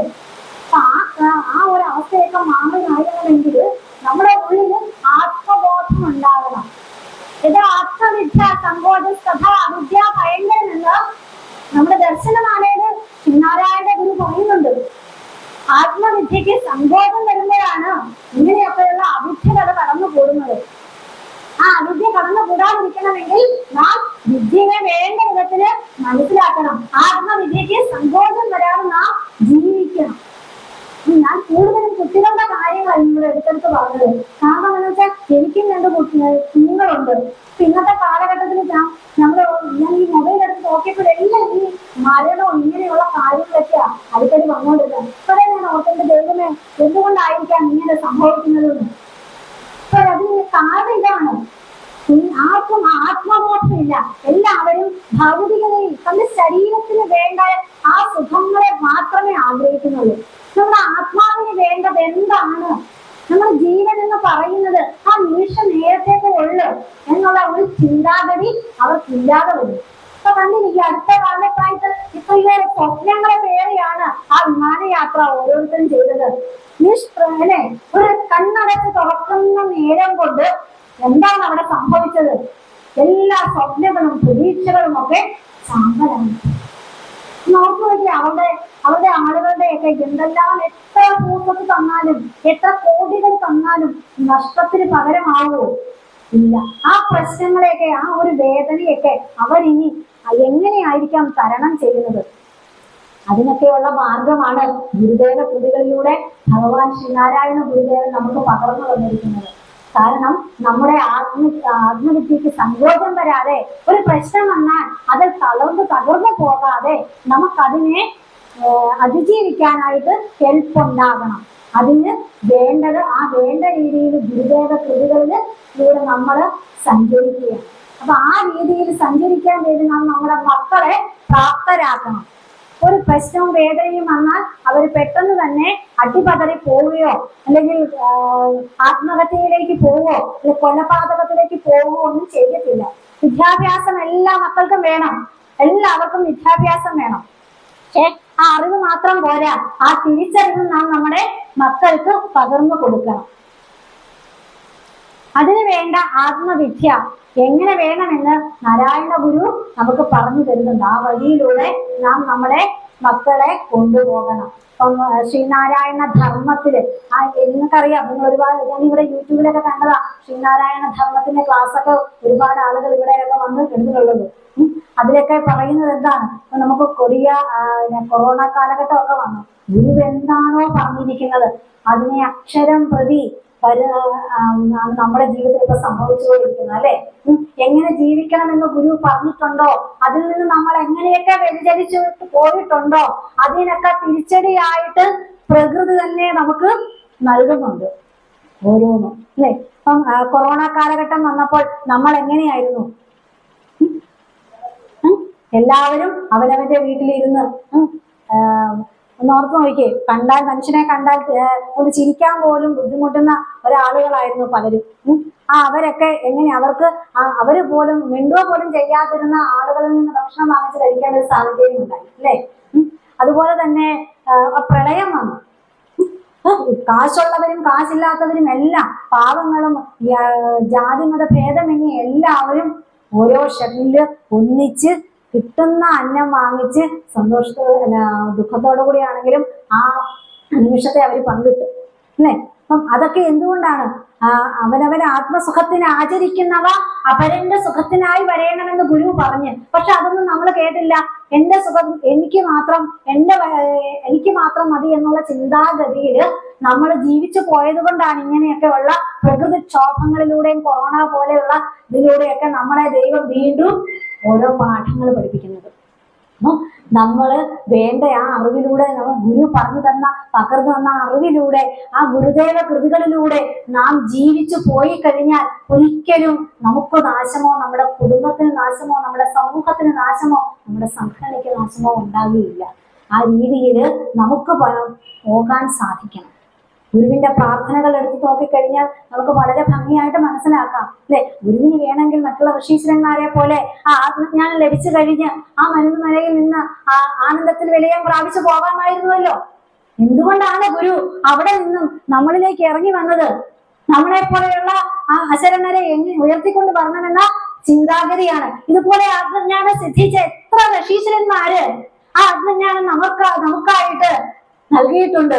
ചിന്തിച്ചു നോക്ക്. ഇല്ലാഞ്ഞിട്ടാണോ? രമണ മഹർഷിയെ പോലെയുള്ള ഒരുപാട് ഋഷീശ്വരന്മാരുണ്ട്, അല്ലേ? പക്ഷേ ശ്രീനാരായണ ഗുരുദേവനെ പോലെ ഗുരു മാത്രമേ ഉള്ളൂ. അതുകൊണ്ടാണ് സുബ്രഹ്മണ്യ ഗീതത്തിൽ പറയുന്നുണ്ടല്ലോ, സ്പഷ്ടം നിലാവങ്ങു നീങ്ങി ദിനകരൻ ഉദയം ചെയ്തു, അല്ലേ? നിങ്ങൾക്ക് എല്ലാവർക്കും അറിയാമല്ലോ ആ പ്രാർത്ഥന. ആ കഷ്ടം ദീനം പിടിച്ചു കിടക്കുന്ന ആ ലോകർക്ക് ഉത്തിഷ്ടോത്തിഷ്ട ശീഘ്രം നദിയിൽ ഒഴുകുവാൻ കാലമായി വന്നത് ഇപ്പോൾ എന്ന് ഗുരു പറഞ്ഞു. എന്തുകൊണ്ടാണ്? എനിക്ക് അവിടെ നിന്ന് ആ ആ ഭാവത്തിലേക്ക് പോവാതെ ഇവിടെ കഷ്ടം ദീനം പിടിച്ചു കിടക്കുന്ന ജനങ്ങളെ ഉയർത്തിക്കൊണ്ട് വരണം. അതിനു വേണ്ടിയിട്ടാണ് എനിക്ക് കിട്ടിയ ആത്മസാക്ഷാത്കാരം, ആത്മജ്ഞാനം ഞാൻ ലോകർക്കായിട്ട് ഈ ദീനം പിടിച്ചു കിടക്കുന്ന ജനങ്ങൾക്കായിട്ട് പകർന്നത്. അപ്പോൾ ഗുരു അങ്ങനെ ചിന്തിച്ചിരുന്നുവെങ്കിൽ നമ്മൾ ഇന്ന് ഇരിക്കുന്ന അവസ്ഥയിലൊക്കെ എത്തിപ്പെടാൻ നമുക്ക് സാധിക്കുമായിരുന്നോ? ശിവഗിരി തീർത്ഥാടനം ഓർമ്മ നോക്കിയേ. ശിവഗിരി തീർത്ഥാടനത്തിലെ ഗുരു ആദ്യം പറഞ്ഞത് എന്താണ്? അഷ്ടലക്ഷ്യങ്ങളിൽ വിദ്യാഭ്യാസത്തിനാണല്ലേ. പ്രാധാന്യം നൽകിയത്? എന്തുകൊണ്ടാണ് വിദ്യാഭ്യാസത്തിന് പ്രാധാന്യം കൊടുത്തത്? വിദ്യ ഉണ്ടെങ്കിൽ നമുക്ക് ആരും നമ്മളെ മാറ്റി നിർത്തുകയില്ല. വിദ്യാഭ്യാസം ഉണ്ടെങ്കിൽ നമുക്ക് ശുചിത്വ ബോധം ഉണ്ടാവും, അല്ലെ? ചിന്തിച്ചു നോക്കിയേ, നമ്മളെ ആളുകൾ അകറ്റി നിർത്തിയത്, ഒരു കാലത്ത് അകറ്റി നിർത്തിയത് എന്തുകൊണ്ടാണ്? നമുക്ക് നമ്മുടെ പൂർവികർക്ക് വൃത്തിയില്ലാതിരുന്നതുകൊണ്ടാണ്, അവർക്ക് അറിവില്ലാതെ ഇരുന്നത് കൊണ്ടാണ്. കുളിക്കാതെ നനയ്ക്കാതെ ഇപ്പോഴും നമ്മുടെ അരികിലേക്ക് ആരെങ്കിലും വന്നാൽ നമുക്ക് ചേർത്ത് നിർത്താൻ തോന്നുമോ? ഒരടി അകലെയെങ്കിലല്ലേ നമ്മൾ നിർത്തുള്ളൂ. ഒരു കുളിച്ച് വൃത്തിയായിട്ട് ശുദ്ധമായിട്ട് വരുന്ന ആളുകളെ നമുക്ക് അവർക്ക് സാമ്പത്തികമുണ്ടോ ഇല്ലെന്നുള്ളതല്ല, വൃത്തി ഉണ്ടെങ്കിൽ നമ്മളൊന്ന് ചേർത്ത് നിർത്തും. നമ്മുടെ അരികിലൊന്ന് ഒരു ബസ്സിൽ യാത്ര ചെയ്യുമോ? ബസ്സിൽ യാത്ര ചെയ്യുമ്പോൾ ഒരു ഭിക്ഷക്കാരി കുളിക്കാതെ നനയ്ക്കാതെ വന്നിരുന്നു കഴിഞ്ഞാല് നമ്മുടെ അരികിൽ വന്നിരുന്നാൽ നമുക്ക് അവരെ അടുത്തിരുത്താൻ തോന്നും? ഇല്ല. അവർ നമ്മുടെ സീറ്റിൽ വന്നിരുന്നാൽ ഒന്നല്ലെങ്കിൽ നമ്മൾ മൂക്ക് കൊത്തും, അല്ലെന്നുണ്ടെങ്കിൽ നമ്മൾ അവിടെ നിന്ന് എഴുന്നേക്കും. ചേച്ചി സൗകര്യം പോലെ ഇരുന്നോളാൻ പറയും. പക്ഷെ നമ്മള് വിവരം ഉള്ളത് കൊണ്ട് നമ്മൾ അവരോട് ആ ബുദ്ധിമുട്ട് ചിലപ്പോൾ പറയും, ചേച്ചി മണ ആയതുകൊണ്ട് അതിൽ എഴുന്നേക്കെന്ന് പറയത്തില്ല. പക്ഷെ നമ്മൾ എഴുന്നേറ്റ് പോകും. കാരണം നമുക്ക് വൃത്തി വേണം, ശുചിത്വം വേണം. അപ്പം ആ വൃത്തിയും ശുചിത്വബോധവും ഒക്കെ നമ്മളിലേക്ക് ഉണ്ടാകുന്നത് എന്തുകൊണ്ടാണ്? അറിവുള്ളത് കൊണ്ടാണ്. അപ്പം ആ അറിവ് നമുക്ക് വേണം. ഗുരുവിന്റെ ഏത് കൃതി എടുത്ത് നോക്കിയാലും അവിടെ എല്ലാം പ്രാധാന്യം കൊടുത്തിരിക്കുന്നത് അറിവിനാണ്, അല്ലെ?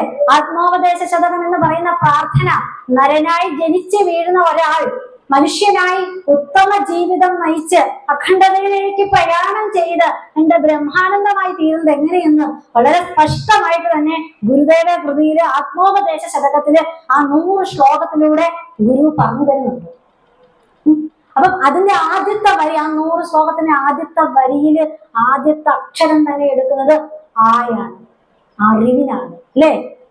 നമ്മുടെ അക്ഷരമാലയിലെ ആദ്യത്തെ അക്ഷരം ഏതാണ്? അറിവാണ്, അല്ലെ? ആയാണ്, അല്ലെ? അപ്പൊ ആ എന്ന് പറയുന്ന അറിവെന്ന് പറയുന്നതിന്റെ മൂല്യം അപ്പൊ എത്രത്തോളം വലുതാണ്. അപ്പൊ നമുക്ക് വിദ്യാഭ്യാസം വേണം, അറിവ് വേണം. ആ ഒപ്പം നമുക്ക് വേണ്ടതാണ് തിരിച്ചറിവ്. അപ്പൊ ഗുരുവിന്റെ കൃതികള് അടിസ്ഥാനമിട്ട് തന്നെ വളരെ വ്യക്തമായിട്ട് തന്നെ നമ്മൾ പഠിക്കണം, നമ്മുടെ മക്കളെ പഠിപ്പിക്കണം. അങ്ങനെ വരുന്ന ഒരു തലമുറയും നശിച്ചു പോകത്തില്ല. ആ കുഞ്ഞുങ്ങളെ നിങ്ങൾ ക്ഷേത്രങ്ങളിൽ പോകുമ്പോൾ കൂടെ കൊണ്ടുപോകണം. ആ കുഞ്ഞുങ്ങളെ നമ്മളൊരു രോഗിയെ കാണാൻ പോകുമ്പോൾ കൂടെ കൊണ്ടുപോകണം. എവിടെ ഒരു ആഘോഷവേളയിൽ പോകുമ്പോൾ നമ്മൾ നമ്മുടെ കുഞ്ഞുങ്ങളെ കൂടെ കൊണ്ടുപോകണം. നമ്മുടെ കുഞ്ഞുങ്ങൾ എത്ര പേര് വരും? ക്ഷേത്രത്തിൽ പോകാൻ വിളിക്കുമ്പോൾ നമ്മുടെ കുഞ്ഞുങ്ങൾ എന്താ പറയുക? അമ്മ പോയിട്ട് വാ, അമ്മ എനിക്ക് വേണ്ടിയും കൂടെ പ്രാർത്ഥിച്ചിട്ട് പോരാൻ പറയും, അല്ലെ? എന്തുകൊണ്ടാണ് അങ്ങനെ പറയുന്നത്? ചെറുപ്പത്തിലെ ആ കുഞ്ഞുങ്ങളെ നമ്മള് കൈ പിടിച്ച ക്ഷേത്രത്തിന്റെ കൊണ്ട് നടക്കുകയാണെങ്കിൽ അവർക്ക് പിന്നീട് അങ്ങനെ തോട്ടുണ്ടാവുമോ? ഇല്ല. അപ്പം ആ കുഞ്ഞുങ്ങളെ നമ്മൾ ചെറുപ്പത്തിലെ ക്ഷേത്രങ്ങളിൽ കൊണ്ടുപോകുമ്പോൾ നമ്മൾ ആ കുഞ്ഞുങ്ങൾക്ക് ആദ്യ ബാലപാഠമാണ് പറഞ്ഞു കൊടുക്കുന്നത്.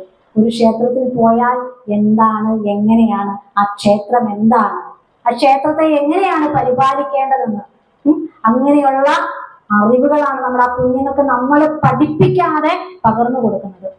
ഒരു രോഗിയെ പോയി കാണാൻ പോകുമ്പോൾ നമ്മുടെ കുഞ്ഞുങ്ങളെ കൊണ്ടുപോകണം എന്ന് പറയുന്നത് എന്തുകൊണ്ടാണെന്ന് അറിയാമോ? ഒരു രോഗിയെ കണ്ടു കഴിഞ്ഞാൽ ഇന്നത്തെ തലമുറയ്ക്ക് എന്താണ്, എങ്ങനെയാണ് അവരോട് ബിഹേവ് ചെയ്യേണ്ടതെന്ന് അറിയത്തില്ല. അവരോട് ചെന്ന് കഴിഞ്ഞ് എന്താണ് ചോദിക്കേണ്ടതെന്ന് അറിയത്തില്ല. നമ്മൾ അവിടെ എന്തിനാ ചെന്നതെന്ന് പോലും ചില കുഞ്ഞുങ്ങൾക്ക് അറിയത്തില്ല. അവിടെ കിടക്കും. അപ്പം ഒരു രോഗിയെ കണ്ടു കഴിഞ്ഞാൽ അവരോട് എങ്ങനെയായിരിക്കണം നമ്മുടെ മനോഭാവം എന്ന് നമ്മൾ നമ്മുടെ കുഞ്ഞുങ്ങളെ കൂടെ കൊണ്ടുപോയി കാണിക്കുമ്പോൾ അവർക്ക് മനസ്സിലാവും.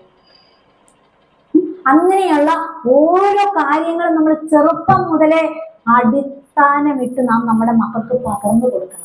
അങ്ങനെയുള്ള കുഞ്ഞുങ്ങളൊന്നും ഒരു കാലഘട്ടത്തിലും വഴിപിഴച്ചു പോവുകയില്ല. അവർ നല്ല സംഘടനാ ബോധമുള്ളവരായിട്ട്, നല്ല ഈശ്വര വിശ്വാസികളായിട്ട് വളർന്നു വരും. അവർക്ക് എന്ത് പ്രശ്നങ്ങൾ ഉണ്ടായാലും അതിനെയൊക്കെ തരണം ചെയ്യാൻ അവർക്ക് പ്രാപ്തി ഉണ്ടാകും. അത് എത്ര പേര് തേച്ചിട്ട് പോയാലും ഒരു കുഞ്ഞുങ്ങളും ആത്മഹത്യ ചെയ്യത്തില്ല. ഒരു കുഞ്ഞുങ്ങളെയും ആർക്കും കുത്തി കൊല്ലാൻ തോന്നത്തില്ല. ഒരു മാതാപിതാക്കളെയും കൈയെടുത്ത് തല്ലാൻ തോന്നത്തില്ല. അത് നമ്മുടെ മാതാപിതാക്കൾ കൊടുക്കേണ്ട സംസ്കാരമാണ്. ഞാൻ ഫേസ്ബുക്കിൽ ഒരു പ്രാവശ്യം ഇങ്ങനെ കണ്ടപ്പോൾ ഒരു തോട്ട് കണ്ടു. അതിൻ്റെ അകത്ത് ഡോക്ടർ അബ്ദുൽ കലാം, നിങ്ങളൊക്കെ വായിച്ചിട്ടുള്ളതാണെന്ന് എനിക്കറിയില്ല, ഒരുപക്ഷെ കണ്ടിട്ടുണ്ടായിരിക്കാം. അപ്പൊ അതിനകത്ത് ഡോക്ടർ അബ്ദുൽ കലാം മെറോഡയിൽ ഒരു ഹോട്ടലിൽ വന്നപ്പോഴത്തേക്കിനും അവിടെ ഡോക്ടർ ശൈലേഷ് മേത്ത എന്ന് പറയുന്ന ഒരു കാർഡിയാക് സർജൻ നമ്മുടെ ഡോക്ടർ അബ്ദുൽ കലാമിനെ കാണാനായിട്ട് വന്നു. അപ്പൊ അദ്ദേഹത്തെ വിളിച്ചു ചോദിച്ചപ്പോഴത്തേക്കിനും വിസിറ്റിംഗ് സമയമൊക്കെ കൊടുത്തു. അദ്ദേഹം ഇങ്ങനെ കാണാൻ വന്നപ്പോഴത്തേക്കിനും നമ്മുടെ അബ്ദുൽ കലാം സാറിനോട് അദ്ദേഹം സംസാരിക്കുകയാണ്. ഡോക്ടർ സാറേ, ഞാനിന്ന് ഒരു കുട്ടിയെ കാണാൻ പോവുകയാണ്. അപ്പം എന്നോട് ആ കുട്ടി ഇനി എന്നെ കാണുമ്പോൾ എന്നോടൊരു ചോദ്യം ചോദിച്ചിരുന്നു. അതിനൊരു ഉത്തരം കൊടുക്കണം. എനിക്കതിന് എന്താണ് ഉത്തരം കൊടുക്കേണ്ടതെന്ന് അറിയത്തില്ല. അപ്പൊ എങ്ങനെയാണ് ആ കുഞ്ഞിനെ എന്തുത്തരമാണ് ഞാൻ കൊടുക്കേണ്ടതെന്ന് അമ്മയോട് ചോദിക്കാൻ വേണ്ടി വന്നതാണെന്നാണ് പറഞ്ഞത്. കാരണം ആ കുഞ്ഞിന് 5 വയസ്സേ ഉള്ളൂ. അതിന്റെ അച്ഛനും അമ്മയും, ഇദ്ദേഹം ഒരു വലിയ സർജനാണ്. അദ്ദേഹത്തിന് സർജറി ചെയ്തിട്ടുള്ള ഒരു രോഗികളും ഇന്നേ വരെ മരിച്ചിട്ടില്ല. അദ്ദേഹം വളരെ എണ്ണപ്പെട്ട, അദ്ദേഹത്തെ 6 മാസം മുമ്പേ നമ്മൾ ബുക്ക് ചെയ്തെങ്കിൽ മാത്രമേ ഉള്ളൂ നമുക്ക് അദ്ദേഹത്തെ കാണാൻ പോലും സാധിക്കൂ. അത്രയ്ക്ക് തിരക്കുള്ള ഡോക്ടറാണ് ശൈലേഷ് മേത്ത. അപ്പൊ അദ്ദേഹത്തിന്റെ കൂടെ വർക്ക് ചെയ്യുന്ന, അദ്ദേഹത്തെ അസിസ്റ്റന്റ് ആയിട്ടുള്ള ആളുകളെയാണ് ആദ്യം ഈ പേരന്റ് വന്ന് കാണുന്നത്. അപ്പൊ ഈ കുഞ്ഞിന്റെ കണ്ടീഷനും കാര്യങ്ങളും ഒക്കെ അവര് മനസ്സിലാക്കിയപ്പോൾ തന്നെ ഇവരോട് പറഞ്ഞു, വളരെ പാടാണ് ഈ കൊച്ച് രക്ഷപ്പെടാനായിട്ട്, നമുക്കിവിടെ ഒന്നും ചെയ്യാനില്ല, നിങ്ങൾ പൊയ്ക്കോളൂ. അപ്പൊ അവര് പറഞ്ഞു, അല്ല, ഞങ്ങൾക്ക് ശൈലേഷ് ഡോക്ടറെ കാണണം, ഞങ്ങൾ കണ്ടിട്ടേ പോകുള്ളൂ എന്ന് പറഞ്ഞ് ആ മാതാപിതാക്കള് അവിടെ നിന്ന് വളരെ വിഷമിച്ച് കരഞ്ഞു. ഒടുക്കം അവരുടെ നിർബന്ധത്തിന് വഴങ്ങി ഇദ്ദേഹം അവർക്ക് അവസരം കൊടുത്തു കാണാൻ. ഇദ്ദേഹവും നോക്കിയിട്ട് ഇത് തന്നെ അവിടെ മറ്റു ഡോക്ടേഴ്സ് പറഞ്ഞത് തന്നെ ഇദ്ദേഹവും പറഞ്ഞു, നിങ്ങള് പൊയ്ക്കോളൂ, നമുക്കൊന്നും ചെയ്യാനില്ല, കുഞ്ഞിനെ ഓപ്പറേഷൻ ചെയ്താൽ തന്നെ ഈ കുഞ്ഞ് ജീവിക്കുമെന്ന് ഒരുറപ്പുമില്ല, അല്ലെങ്കിൽ ഓപ്പറേഷൻ ചെയ്തില്ലെങ്കിൽ ഒരു 3 മാസ കാലഘട്ടം, അതിനപ്പുറത്തേക്ക് കൊച്ച് പോകത്തില്ലെന്ന് പറഞ്ഞു. അപ്പൊ അങ്ങനെ വന്നപ്പോഴത്തേക്കിനും അവര് പറഞ്ഞു, അല്ല ഡോക്ടറിന്റെ ഒരു കൈ ഒപ്പം അതിഞ്ഞാൽ എന്റെ കുഞ്ഞ് രക്ഷപ്പെടും, അവരുടെ വിശ്വാസമാണത്. അപ്പം അങ്ങനെ അവര് അവരുടെ നിർബന്ധത്തിനും സങ്കടത്തിനും ഒക്കെ വഴങ്ങിയ ഡോക്ടർ ഒരു ഡേറ്റ് കൊടുത്തു. ഡേറ്റിന്റെ കാലാവധി ആയപ്പോൾ ഒരാഴ്ച മുന്നേ അവർ വന്ന് അവിടെ അഡ്മിറ്റ് ആയി. ഡോക്ടർ ട്രീറ്റ്മെന്റിന്റെ ഭാഗമായിട്ട് ഇടയ്ക്കിടയ്ക്കൊക്കെ വന്ന് ആ കുഞ്ഞിനെ വിസിറ്റ് ചെയ്യാറുണ്ട്. അങ്ങനെ ചെയ്തുകൊണ്ടിരുന്നപ്പം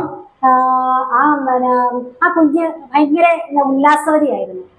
ഡോക്ടറോട് ചോദിച്ചു, ഡോക്ടറെ, എൻ്റെ ഹൃദയം ഡോക്ടർ കീറുവേലേ ചോദിച്ചു. അപ്പം ഇല്ല മോളെ, ഇല്ല, അതിൽ നിന്ന് ഒത്തിരി ബ്ലഡൊക്കെ വരുവേലേ? ഇല്ല മോൾ എന്നെ ടെൻഷൻ എടുക്കണ്ട, ഒരു കുഴപ്പമില്ല എന്ന് പറഞ്ഞ് ആ കൊച്ചിനെ ആശ്വസിപ്പിച്ചു. അങ്ങനെ ദിവസങ്ങൾ കടന്നുപോയി. ഓപ്പറേഷൻ ഡേറ്റ് എത്തി. അപ്പൊ ഈ കൊച്ചിനെ ഓപ്പറേഷൻ തിയേറ്ററിലേക്ക് ഇവർ കൊണ്ടുപോവുക. ഓപ്പറേഷൻ തിയേറ്ററിൽ എത്തിയപ്പോൾ ആ കുഞ്ഞ് ഡോക്ടറോട് പറഞ്ഞു, ഡോക്ടറെ, എനിക്കൊരു കാര്യം പറയാനുണ്ട്. എന്താ മോനെ, പറഞ്ഞോളൂ. അപ്പം ഡോക്ടറിന്റെ ഹൃദയം കീറുമ്പോൾ ആ ഹൃദയത്തില് ഈശ്വരൻ എങ്ങനെയാണ് ഇരിക്കുന്നതെന്ന് പറഞ്ഞു തരണമെന്ന്. ആ കുഞ്ഞ് സത്യം പറഞ്ഞ ആ ഡോക്ടറെ കണ്ണ് നിറഞ്ഞു എന്നാ പറഞ്ഞത് ആ ചോദ്യം കേട്ടപ്പോൾ. കാരണം എൻ്റെ അമ്മ എന്നോട് പറഞ്ഞിട്ടുണ്ട്, ഈശ്വരൻ നമ്മുടെയൊക്കെ ഹൃദയത്തിലാണ് ഇരിക്കുന്നത്. അപ്പൊ ആ കുഞ്ഞിന് അതിൻ്റെ അമ്മ കൊടുത്ത ആ അറിവാണ് ആ കുഞ്ഞ് ഡോക്ടറോട് പറഞ്ഞത്, ഹൃദയത്തിലാണ് ഈശ്വരൻ ഇരിക്കുന്നതാണ്. അപ്പൊ ഡോക്ടർ എന്നെ കീറുമ്പോൾ, എൻ്റെ ഹൃദയം മുറിക്കുമ്പോൾ നോക്കണം എൻ്റെ ഹൃദയത്തിൽ ഈശ്വരൻ ഏത് രൂപത്തിലാണ് ഇരിക്കുന്നതെന്ന്, എന്നിട്ട് എന്നോട് പറഞ്ഞു തരണമെന്ന് ആ ഡോക്ടറോട് ആവശ്യപ്പെട്ടു. അങ്ങനെ അതിനൊക്കെ എന്നാ കുഴപ്പം മോളെ, നമുക്ക് ചെയ്യാമെന്നൊക്കെ പറഞ്ഞ് ഡോക്ടർ സർജറി കഴിഞ്ഞു. പക്ഷേ ആ കുഞ്ഞിന് സമയം കഴിഞ്ഞിട്ടും അതിനൊരു അനക്കമില്ല. ആകെ വിഷണ്ണനായി വളരെ ദുഃഖത്തോടു കൂടി മറ്റു ഡോക്ടേഴ്സിനോട് പറഞ്ഞു, നമുക്കൊന്നും ചെയ്യാനില്ല, ആ കുഞ്ഞ് മരണപ്പെട്ടു എന്ന് തന്നെ വിധി എഴുതി. കാരണം നമുക്കൊന്നും ചെയ്യാനില്ല. കാരണം അതിൻ്റെ ഹൃദയത്തിലേക്ക് വരേണ്ട ഒരു തുള്ളി ബ്ലഡ് ഉണ്ട്, അത് പമ്പ് ചെയ്യുന്നില്ല. ബ്ലഡ് വന്നെങ്കിലല്ലേ ഉള്ളൂ ഹൃദയം ഇടിക്കൂ. പക്ഷെ വരുന്നില്ല, അപ്പൊ നമുക്കൊന്നും ചെയ്യാനില്ല എന്നും പറഞ്ഞിരിക്കുന്ന ഡോക്ടറുടെ കണ്ണ് നിറഞ്ഞപ്പം കൂടെ വർക്ക് ചെയ്യുന്ന ഡോക്ടർ ആ കണ്ണാടി എടുത്ത് കണ്ണ് ഉടച്ചു കൊടുത്തു. എപ്പോഴാണ് അടുത്ത ഡോക്ടറെ പിന്തിരിഞ്ഞ് മാറാൻ ഒരുങ്ങിയപ്പോഴാണ് ആ ഒരു ഡോക്ടർ പറഞ്ഞു, ഡോക്ടർ ബ്ലഡ് വരും. പെട്ടെന്ന് തന്നെ സജ്ജീകരണം എല്ലാം ഓക്കെ ആയി. അവര് പെട്ടെന്ന് തന്നെ ബാക്കി കാര്യങ്ങളൊക്കെ ചെയ്തു. വളരെ ഭംഗിയായിട്ട് ആ ഓപ്പറേഷൻ സക്സസിൽ എത്തിച്ചു. അപ്പം ആ കുഞ്ഞിനെ കാണാനാണ് ഈ ഡോക്ടർ പോകുന്നത്. അതിനു മുമ്പ് അതെന്നോട് ചോദിച്ച ചോദ്യമുണ്ടെന്ന് പറഞ്ഞല്ലോ. ആ ചോദ്യത്തിന് എന്ത് ആൻസർ ആണ് കൊടുക്കേണ്ടതെന്നാണ് അറിയത്തില്ല ഈ ഡോക്ടർക്ക്. ഈശ്വരൻ എങ്ങനെയാണ് ഇരിക്കുന്നത്, ആ കുഞ്ഞിനോട് എങ്ങനെയാണ് പറഞ്ഞു കൊടുക്കുന്നത്, അതിനറിയത്തില്ല. അപ്പം ആ പറഞ്ഞു കൊടുക്കാനായിട്ട് എങ്ങനെ പറഞ്ഞു കൊടുക്കണമെന്ന് ചോദിക്കാനാണ് നമ്മുടെ അബ്ദുൽ കലാം സാറിന്റെ അടുത്ത് ഈ ശൈലേഷ് മേത്ത ഡോക്ടർ എത്തിയത്. അപ്പം നമ്മുടെ അബ്ദുൽ കലാം സാർ പറഞ്ഞത് എന്താണെന്ന് അറിയാമോ? ഡോക്ടർ അവിടെ ചെല്ലുമ്പം ആ കുഞ്ഞു മോളോട് പറയണം, കുഞ്ഞെ, നിന്റെ ഹൃദയത്തിൽ ഒരു തുള്ളി രക്തമായിട്ടാണ് ഈശ്വരനെ ഞാൻ കണ്ടതെന്ന്. കുളിരി കോരുന്നില്ലേ? പറയുന്ന എനിക്ക് കോരുന്നുണ്ട് ഇല്ലേ? ഒന്ന് ഓർത്ത് നോക്കിക്കേ. അതാണ് ഈശ്വരൻ. ഈശ്വരൻ എപ്പോഴാണ് എങ്ങനെയാണ് നമ്മളിൽ വന്ന് ഭവിക്കുന്നതെന്ന് നമുക്കറിയത്തില്ല. ആ കുഞ്ഞിന്റെ ഹൃദയത്തിൽ ഈശ്വരൻ എങ്ങനെയായിരുന്നു? ഒരു തുള്ളി രക്തമായിട്ടാണ് വന്നത്. അവിടെ ചെന്ന് ആ കുഞ്ഞിനോട് പറഞ്ഞ് ഇങ്ങനെ കൊടുത്താൽ മതി എന്ന് പറഞ്ഞു. അപ്പൊ ആ ഡോക്ടർ പിന്നെ അവിടെ ഇരുന്ന അമ്മമാരോടായിട്ട് പറഞ്ഞ്, 60 വയസ്സ് കഴിഞ്ഞ ഡോക്ടറാണ് ഞാൻ. ഇന്ന് ഞാൻ ഒരു നല്ല മനുഷ്യനായിട്ടാണ് ആ കുഞ്ഞിനെ കാണാൻ പോകുന്നതെന്ന്. കാരണം എന്താ? 5 വയസ്സുള്ള ആ കുഞ്ഞാണ് എന്റെ ഹൃദയത്തിൽ ആ മനുഷ്യത്വത്തിന്റെ ആ നാമ്പ് തന്നത്, തെളിയിച്ചു തന്നത്. കാരണം അവൾക്കത് കിട്ടിയത് എങ്ങനെയാണ്? അവൾ സ്വയം ആർജിച്ചെടുത്തതാണോ? അവളുടെ അമ്മ പകർന്നു കൊടുത്ത അറിവിലൂടെയാണ്. ആ കുഞ്ഞ് ആ ഹോസ്പിറ്റലിൽ കിടക്കുന്ന ഓരോ നിമിഷവും അതിന്റെ അമ്മ പകർന്നു കൊടുത്തിരുന്നു അറിവുകള്. കുഞ്ഞെ, നിന്റെ ഹൃദയത്തിലാണ് ദൈവം ഇരിക്കുന്നത്. ആ ദൈവം നിന്നെ കാത്തുകൊള്ളും. അപ്പൊ ആ ദൈവത്തെ കാണാനുള്ള ആ കുഞ്ഞിന്റെ ത്വരയാണ് ആ ഡോക്ടർക്ക് കിട്ടിയ വെളിച്ചം. മനസ്സിലായോ? അപ്പൊ നാം നമ്മുടെ കുഞ്ഞുങ്ങൾക്ക് പകർന്ന് ഇങ്ങനെ വേണം അറിവ് പകർന്നു കൊടുക്കാൻ. ആ കുഞ്ഞുങ്ങളെ തെറ്റി പോവോ? ഒരിക്കലുമില്ല.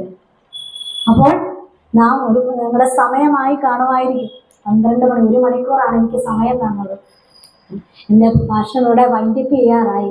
ഞാൻ പറഞ്ഞു വരുന്നത് എന്താണെന്ന് വെച്ചാൽ, നമ്മൾ ഇതുപോലെയുള്ള സത്സംഗങ്ങളിലൊക്കെ വരുമ്പോൾ, നമ്മുടെ ക്ഷേത്രങ്ങളിലൊക്കെ വരുമ്പോൾ, ആരാധനയ്ക്ക് വരുമ്പോൾ, നമ്മുടെ വീട്ടില് സന്ധ്യയ്ക്ക് പ്രാർത്ഥിക്കാനിരിക്കുമ്പോൾ എല്ലായിടത്തും നാം നമ്മുടെ കുഞ്ഞുങ്ങളെയും ചേർത്ത് നിർത്തണം.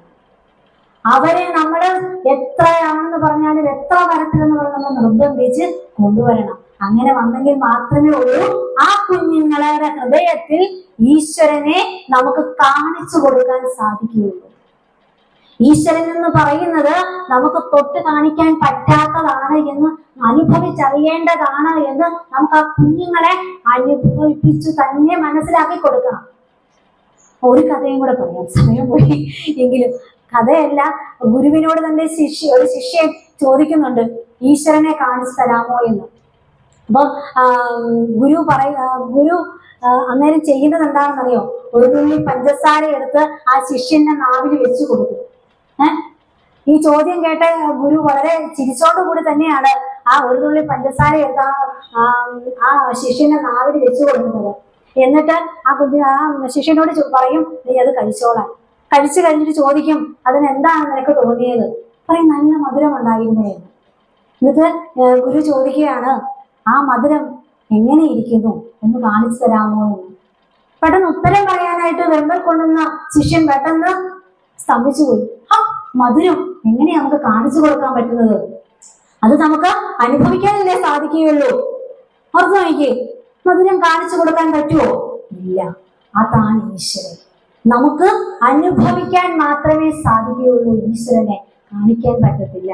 അവിടെ ആത്മോപദേശ ശതകത്തിൽ 96-ാമത്തെ ശ്ലോകത്തിൽ പറയുന്നുണ്ട്, അനുഭവിയാതറിവിൽ അഖണ്ഡമാം ചിത്ഘനമിത് മൗനഖരാമൃതാത്മ. അതാണ് നമുക്ക് അനുഭവിക്കാൻ മാത്രമേ സാധിക്കൂ. അപ്പൊ ഈശ്വരനെ നാം അനുഭവിക്കണം, നമ്മുടെ മക്കളെ അനുഭവിപ്പിക്കണം. അതിനായിട്ട് നാം നമ്മുടെ കുഞ്ഞുങ്ങളെ ചെറുപ്പം മുതലേ പരിശീലിപ്പിക്കണം. അങ്ങനെയുള്ള ഒരു നല്ല തലമുറയെ വാർത്തെടുക്കാൻ ഈ ഈ സദസ്സിൽ വന്നിരിക്കുന്ന എല്ലാവർക്കും സാധിക്കട്ടെ. ഈശ്വരന്റെ അനുഗ്രഹം നിറഞ്ഞു നിൽക്കട്ടെ എന്ന് പ്രാർത്ഥിച്ചുകൊണ്ട് ഞാൻ എന്റെ വാക്കുകൾ ഉപസംഹരിക്കുകയാണ്. ഇവിടെ എന്നെ ക്ഷണിച്ച നമ്മുടെ രഞ്ജിത്ത് ചേട്ടനും ഇവിടുത്തെ ശാഖാ പ്രതിനിധികൾക്കും എന്നെ ഇവിടെ ശ്രമിച്ചുകൊണ്ടിരുന്ന എല്ലാ അമ്മമാർക്കും, എല്ലാ ചേട്ടന്മാർക്കും, സഹോദരന്മാർക്കും സഹോദരിമാർക്കും എല്ലാവർക്കും എൻ്റെ വിനീതമായ നന്ദി ഒരിക്കൽ കൂടി അറിയിച്ചുകൊണ്ട് എൻ്റെ വാക്കുകൾ നിർത്തുന്നു. നന്ദി, നമസ്കാരം.